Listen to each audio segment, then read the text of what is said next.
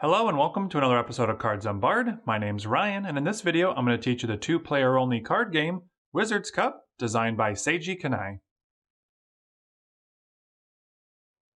The game comes with 36 wizard cards, two sets of 18 cards numbered 1 to 10 in varying amounts of those numbers. One set of 18 cards has a black background and the other set has a white background.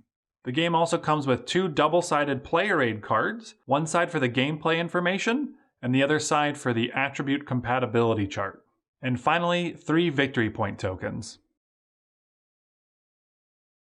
In Wizard's Cup, players will be selecting 6 of their 18 wizards to be battling against their opponent's 6 wizards. However, in every round, only 5 of those 6 wizards will actually be competing. At the beginning of the turn, each player will reveal a wizard from the top of their deck, and compare the attribute and/or power levels. The strongest wizard will win. However, each wizard has an ability that can help them throughout the battle. If a player can manage to get their opponent to have no cards in their deck, they will score 1 victory point, and the first player to 2 victory points wins.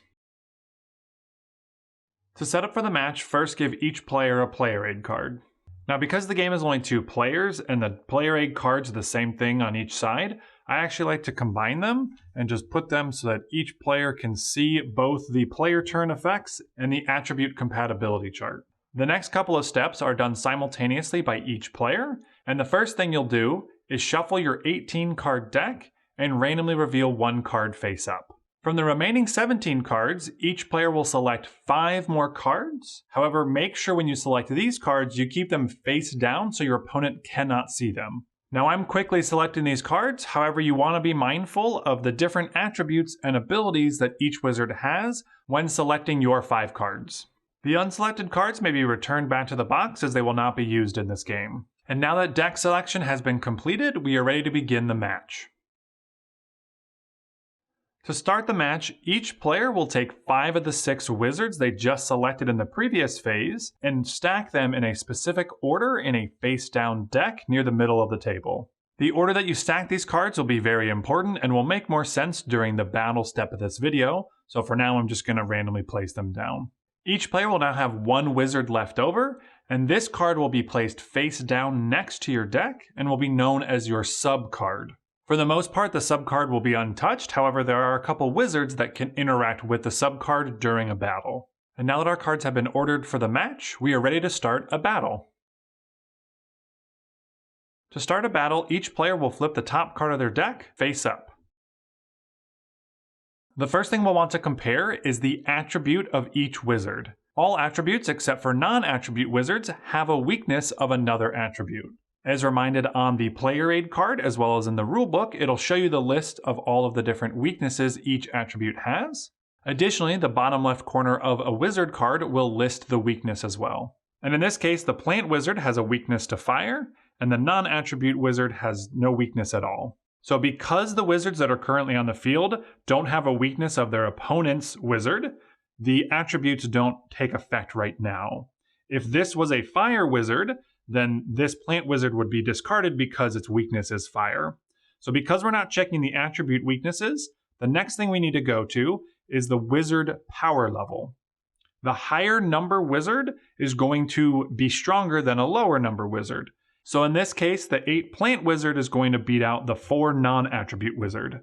Whenever your wizard loses a battle, you discard it in a face-up discard pile to the side of your main deck.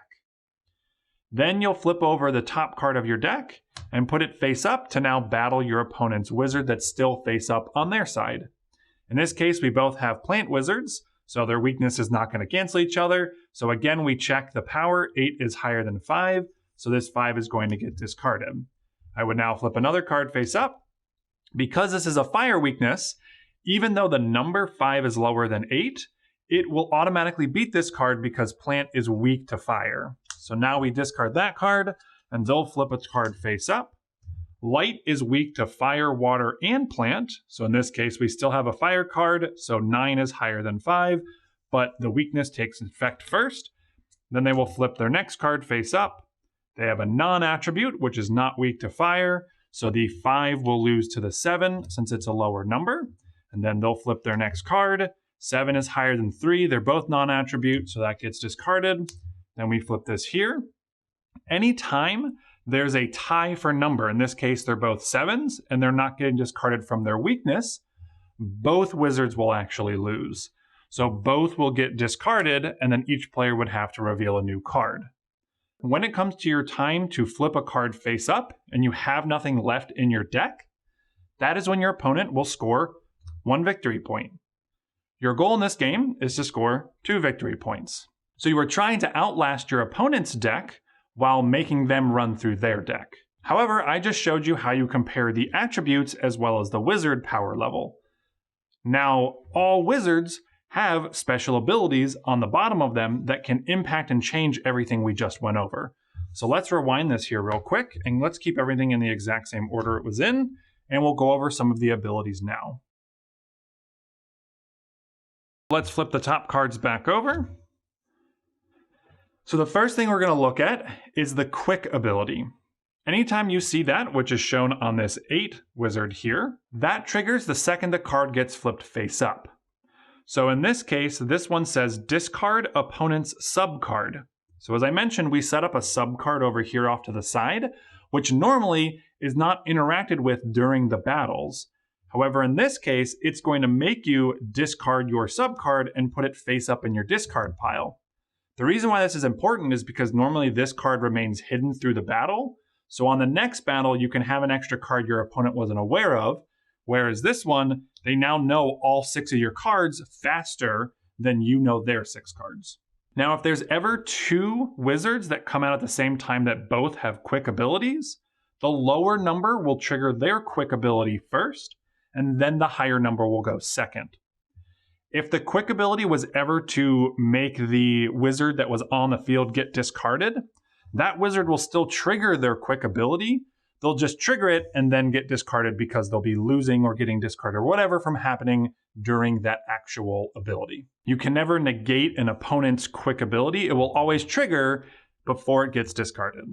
But let's just put this character back in here. So we triggered the quick ability, and now the next thing we have to look at is the support ability. Support ability will only trigger when it's in your discard pile, and only when it's the top card of your discard pile. As soon as another card covers that one up, this ability no longer triggers, and in this case, this is a support, so this is the one that's triggering. So the timing of when a card is out on the field, knowing that it's going to get discarded, whatever the next card is how it's going to impact it. So when you're ordering all of your cards, you want to keep that in mind as to what's going to be underneath it when you know it'll be in your discard pile. Now, of course, having your opponent discard your subcard can mess with that, because if I was expecting this to be on top and then I had a subcard that got discarded, it's going to change what's there. But that's how support cards will work. The last type of ability is just the passive ability. Whenever the card is in play, it will trigger whatever the ability is. So in this case, when comparing magic power, the wizard with the less magic power wins. So normally this 8 would win and the 6 would get discarded, but while this wizard is on the field, lower numbers win. So the 6 would win, which would actually discard the 8, and then we would reveal a new one. 6 is still lower than 9, so the 6 would win, and 6 and 7 gets discarded. So this would actually be a very good card for this person. But now at this point, the 5 is lower than the 6, so that 6 will get discarded. So play is going to continue back and forth like this, again, until you or your opponent has run out of their deck and can no longer play cards, and you will score 1 victory point. You will then take all 6 of your cards back into your hand and re-choose your 5 cards in the order that you want, putting your other card off to the side as the sub-card, and then re-battling again. So now that you have information about what your opponent has, and you know what you have, you may want to reorder things to help combat whatever they might have just had. Knowing that I have this 6 that can have lower numbers be better, they might want to put this card earlier in the hand to make sure that they can get rid of this before they lose a bunch of those that might be better. Now, of course, I know that, so now I'm reordering my deck, and that's sort of where the strategy and the fun part of this game comes from, is using that I know what you know what I know kind of situation. Now, a couple things to go over really quickly. Whenever an ability says may, that is, of course, an optional ability that you do not have to trigger. If it does not use the word may, then it is a forced ability that has to go in for better or worse. And another thing to mention, if both players have 1 point each, and you are at the point where, let me set this up, where you're each down to your last wizard card. Now this isn't going to work, but let's just say both of these wizards had the same number, and they both get discarded, and you're both supposed to draw a card, but you both are out from your deck. You'd each score 1 point. You both would be getting 2 points, which actually means you both tie and you share the victory. At that point, it'd be recommended to play another game to determine the true victor. And when starting another game, you would take all 6 of these cards you used, put them back into the other 12 that were not used, you'd shuffle them all up, reveal 1 face up, and then choose 5 additional to create your 6-card deck. Every full game of Wizard's Cup will have a different orientation of 6 wizards.